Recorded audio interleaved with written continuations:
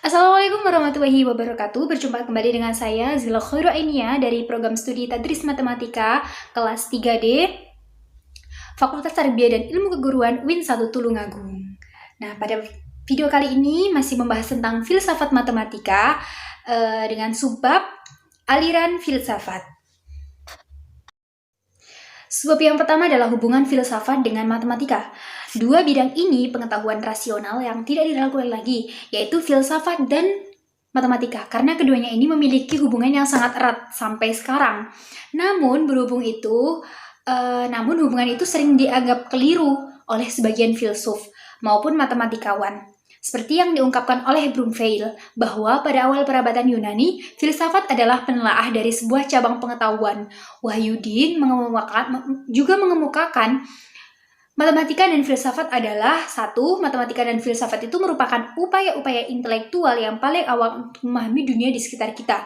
Dan keduanya lahir di Yunani kuno, serta mengalami transformasi penting di sana. Yang kedua, matematika adalah suatu studi kasus penting bagi filsuf.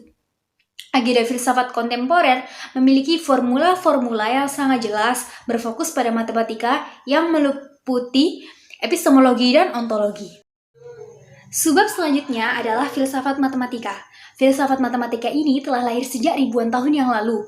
Perkembangannya amat penting yang diwakili oleh Pythagoras serta pengikutnya. Filsafat ini merupakan kajian filsafat yang sasarannya adalah matematika. Filsafat matematika pada dasarnya merupakan pemikiran kreatif terhadap matematika. Secara umum pula, filsafat matematika ini pada dasarnya ialah sebuah percobaan mengenai penyusunan kembali kumpulan pengetahuan matematika yang tidak teratur secara berabad-abad, kemudian diberi simbol serta makna-makna tertentu.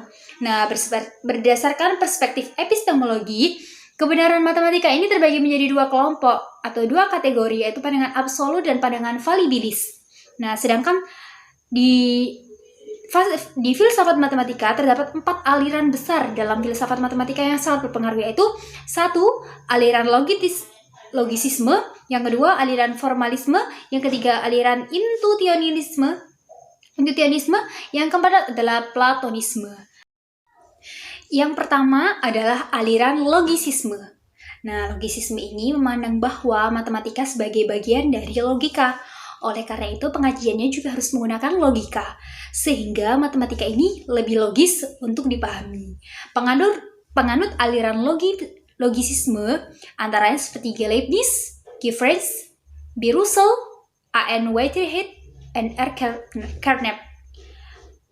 Russell dalam bukunya yang berjudul The Principle of the Mathematics menyatakan bahwa matematika dan logika ini berkembang secara bersamaan, seperti halnya anak kecil dan orang dewasa.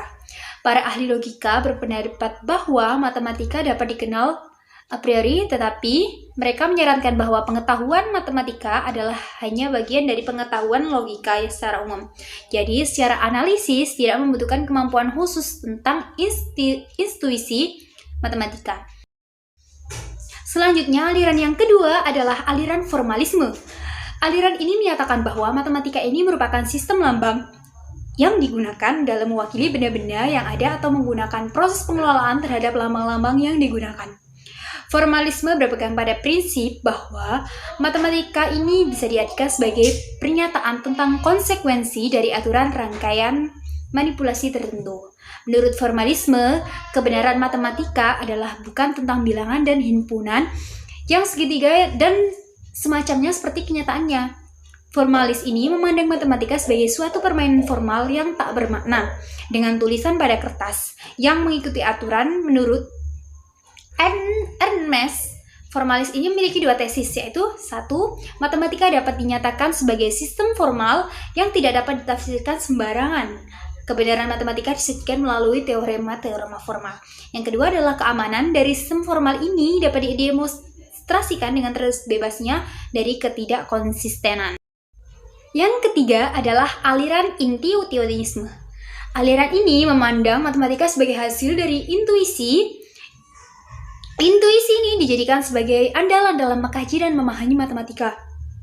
Pengetahuan secara intuisi ini dapat dipergunakan sebagai hipotesa bagi analisis selanjutnya dalam menentukan benar tidaknya pernyataan manusia dan tidak pada simbol-simbol yang ada di atas kertas. Selanjutnya, intuisionisme menyatakan bahwa objek segala sesuatu terdapat pada matematika. Keberadaannya hanya terdapat pada pikiran kita, sedangkan secara eksternal dianggap tidak ada. Dalam matematika, intuisionisme adalah suatu program menyatukan kembali metodologi dengan moto bahwa tidak ada kebenaran matematika tanpa pengalaman. Selanjutnya yang keempat adalah Platonisme. Pandangan Plato terhadap matematika bahwa objek matematika bersifat abstrak dan tidak memiliki hubungan realitas atas asal-usul sehingga bersifat abadi dan tidak berubah. Masalah dari aliran ini antara lain seperti tidak dapat menjawab pertanyaan tepatnya di mana dan bagaimana objek matematika itu ada dan bagaimana cara kita mengetahui kebenarannya.